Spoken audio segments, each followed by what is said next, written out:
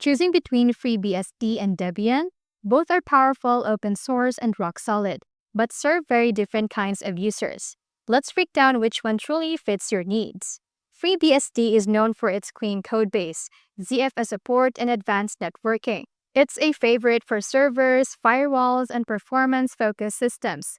It's not Linux, so it uses its own kernel and system tools, which gives more consistency but a steeper learning curve. Meanwhile, Debian is a Linux distro praised for stability, massive software support, and easy package management via apt. It powers everything from personal desktops to enterprise servers and has thousands of packages ready to go. FreeBSD gives you more control and is great for seasoned sysadmins, but Debian is more beginner-friendly and widely supported. Both are secure and stable. It really comes down to how much control you want. Choose FreeBSD if you want precision. Go with Debian if you want a dependable, flexible system that just works. This has been How to Literally, where we keep it smart, simple, and scam-free. See you in the next one.